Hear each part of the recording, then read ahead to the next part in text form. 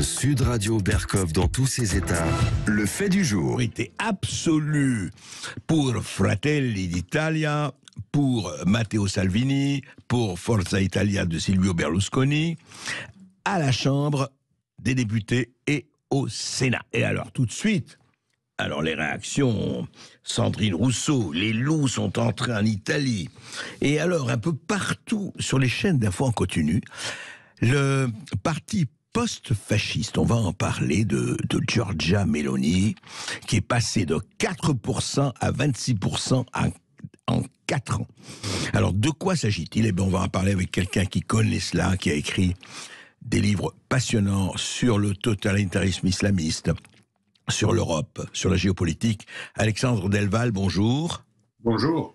Alors, Alexandre Delval, deux choses d'abord. Comment un parti et pourquoi peut passer quand même 4 ans c'est rien, hein, c'est un clin d'œil, de 4% des voix, donc Fratelli Italia de Giorgia, le parti de Giorgia Meloni, à 26% aujourd'hui.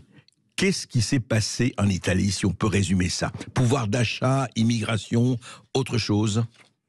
Oui, pouvoir d'achat, immigration, lutte à l'intérieur des droites. Une grande partie du vote pour Salvini est devenu un vote pour Fratelli d'Italia. Je m'explique. À un moment, Salvini est allé très loin.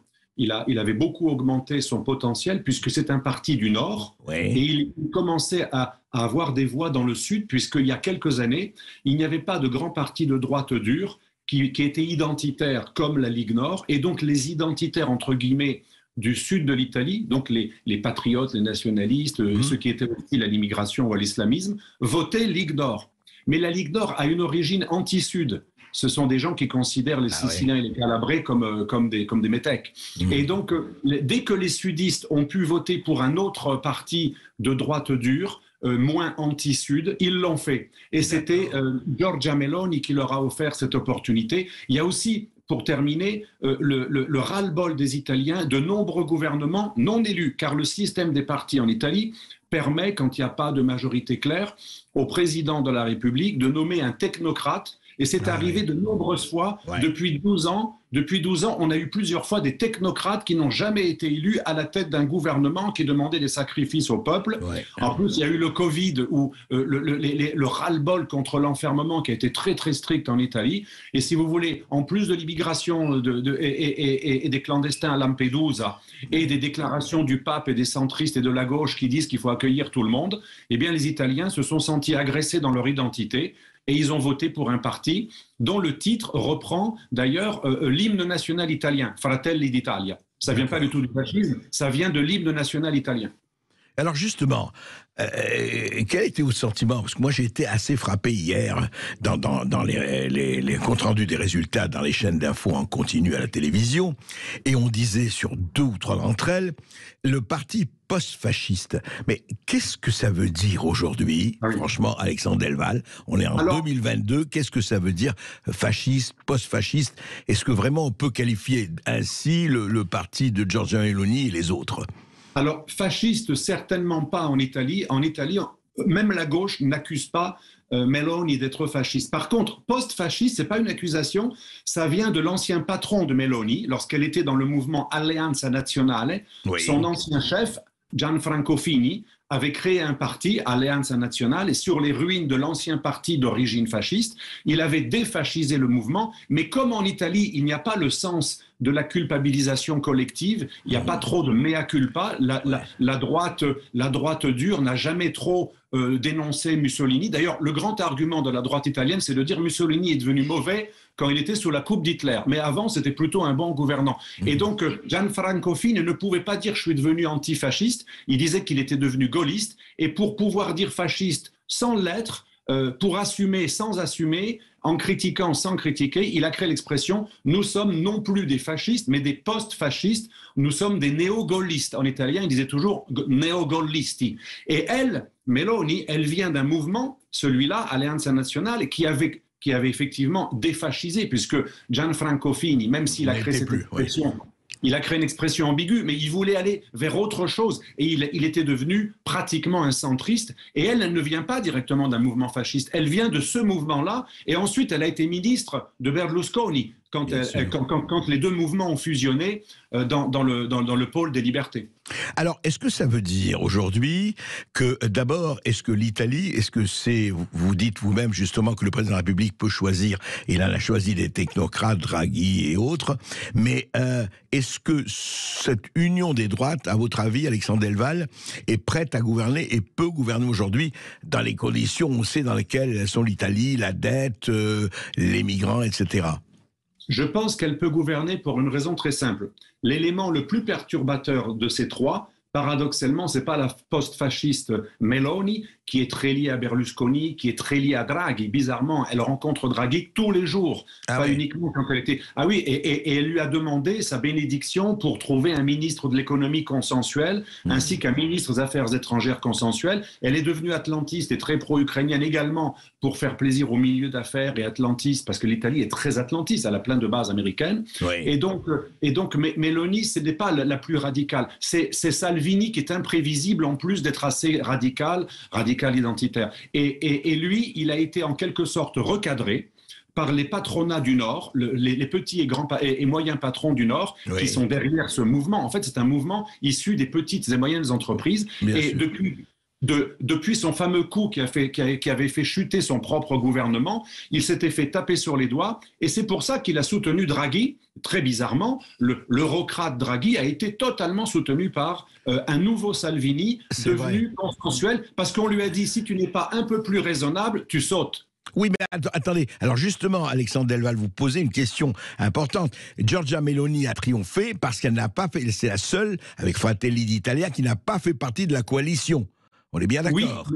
Oui, mais en même temps, elle a constitué une opposition très raisonnable à Draghi, en le consultant, et lui en la consultant régulièrement, une sorte d'arrangement à l'italienne qu'on ne peut même pas imaginer en France. Le compromis historique avec les communistes de l'époque. Ah, mais ça va plus loin. L'Italie a eu un gouvernement jusqu'à aujourd'hui qui incluait l'équivalent du Parti socialiste, Partito Democratico, des gens de Cinque Stelle, et donc les populistes de gauche, et des postes et des gens qui sont la Ligue Nord, donc des identitaires, et en plus la droite libérale de Berlusconi. Mais un gouvernement composite totalement impossible. En France, ils s'entretueraient dans le Parlement. Ils ne pourraient même pas se parler entre eux. Eh bien, en Italie, ils se parlent tranquillement. Il y a un côté beaucoup plus cynique ou pragmatique, moins idéologique, dès lors qu'on peut participer au gouvernement.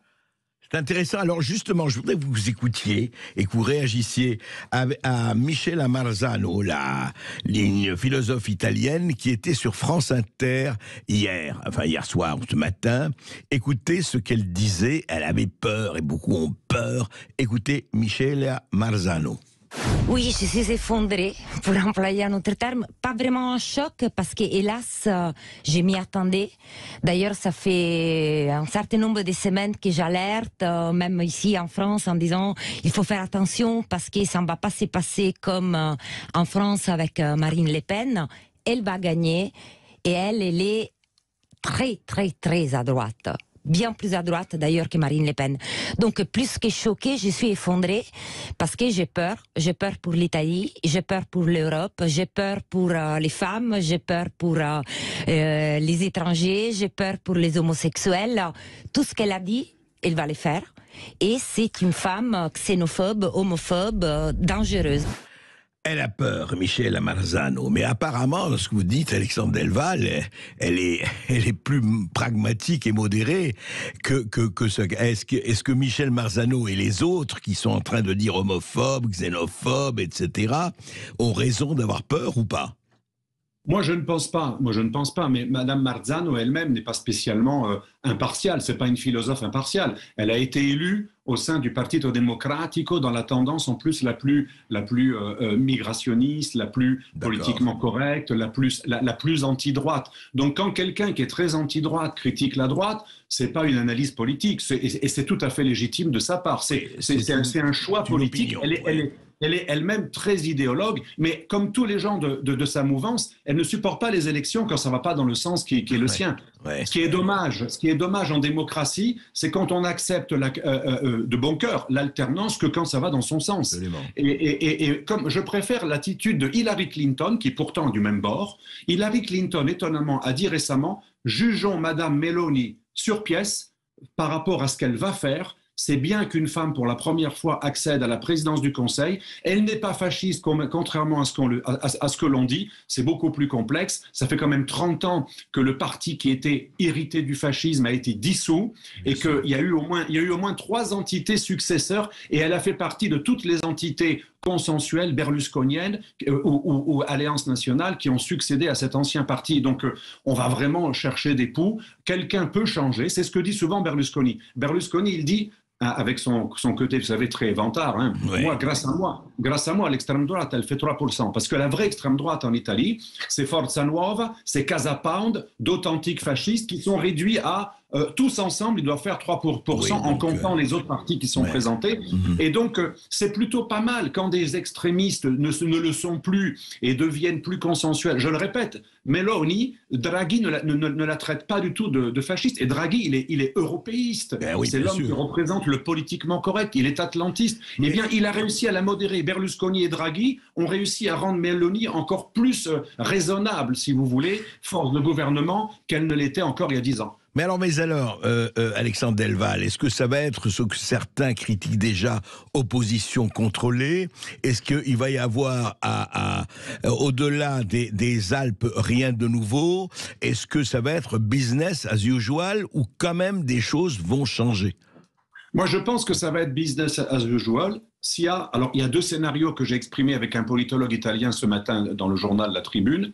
Il y a le scénario où Salvini redevient incontrôlable parce qu'il voit qu'on ne va pas lui donner le poste qu'il voudrait, ministre de l'Intérieur. Apparemment, ce n'est pas facile. Et là, il peut tout faire sauter. Et l'autre scénario, l'élément le plus perturbateur que Berlusconi appelle le buteur. Ce n'est pas pour rien s'il l'appelle comme ça. Oui. Si on arrive à le cadrer, et que, comme on dit dans le Sud, il ne pète pas les boulons et qu'il reste raisonnable, alors là, on aura un gouvernement Meloni qui demande des cautions à Draghi, qui veut rassurer les milieux atlantistes, les milieux d'affaires et les milieux européens, avec une vision non pas eurosceptique, anti-Europe. Hein. D'ailleurs, il y a un parti, Italexit, qui a fait 1%, 1,5%. C'est vrai. Elle veut réformer l'Europe par une politique, comme ont fait beaucoup de pays, demander des exceptions, des aménagements. Et donc, ce sera une critique assez dure de l'Europe, mais ce ne sera pas de l'europhobie primaire. C'est ça, ce ne sera pas l'Italexit. Juste un mot quand même, sur le plan des mœurs, sur le plan d'immigration, sur le plan de la natalité, etc. Sinon, pourquoi elle est là? Je veux dire, elle avait quand même des positions très tranchées, à la fois sociétales et autres, et anti-immigration. Est-ce qu'elle va les mettre en application, à votre avis, ou pas, Alexandre? Alors, elle va essayer, mais pour montrer que ce n'est pas du fascisme, c'est Berlusconi lui-même, il y a 20 ans, proposé d'améliorer la situation des familles. Bon, il n'a pas vraiment fait quand il était au gouvernement. C'est pas forcément facile. Mais il y a 2 façons de régler le problème de l'extrêmement grave natalité italienne. Soit une immigration extra-européenne de masse que le pape, hier, a appelée de ses voeux. Son homélie, ce n'était pas une homélie spirituelle, c'était une homélie à accueillir tous les migrants sans exception. Et ça énerve beaucoup la droite identitaire italienne qui a vidé les églises. Paradoxalement, les partis chrétiens ont vidé les églises parce que les églises sont devenues une officine immigrationniste qui rivalise avec la gauche, c'est à celui qui sera le plus immigrationniste. Et elle représente ceux qui disent non, ce n'est pas une fatalité que notre pays soit islamisé ou change de nature ethno-linguistique et culturelle. Nous, on préfère relancer la natalité des Italiennes et de ceux qui sont intégrés parmi les immigrés, plutôt que de faire venir des gens, ce qui est assez méprisant d'ailleurs, de faire venir des gens pour qu'ils reproduisent à notre place. Ça ne me paraît pas être trop antiraciste, ça me paraît assez méprisant vis-à-vis des peuples qu'on importe. Et ça, c'est la position de Madame Meloni. Et enfin, elle n'est pas homophobe, mais elle est contre ces dérives wokistes, LGBTistes qui veulent imposer des quotas dans les journaux télévisés, les séries, les discours, etc. Des quotas de LGBTQ, maintenant on rajoute des lettres à chaque fois. Elle dit l'homosexuel a toute sa place. D'ailleurs, elle ne veut pas revenir sur le mariage homosexuel. Elle ne veut pas revenir sur les droits acquis pour les homosexuels. Il y a même des gens qui sont des couples homosexuels qui ont voté pour elle, qui se sont exprimés dans les médias italiens. Donc c'est beaucoup moins caricatural. Certes, elle est conservatrice, elle dit que la vraie famille, c'est un homme, une femme, c'est vrai, mais elle n'est pas homophobe, elle est contre le prosélytisme exagéré des milieux LGBTistes, ce qui est quand même relativement différent. Bien sûr. En tout cas, c'est intéressant. On voit que ce n'est pas du tout... On va rassurer Sandrine Rousseau. Hein, la Louve n'est pas entrée dans Rome. C'est plus compliqué que ça, et heureusement. Et c'est toujours beaucoup plus compliqué, je dis ça, aux grands fabricants de clichés noirs et blancs. Et enfin, vraiment, c'est que sera, sera, whatever will be, will be. Merci Alexandre Delval. Merci à vous.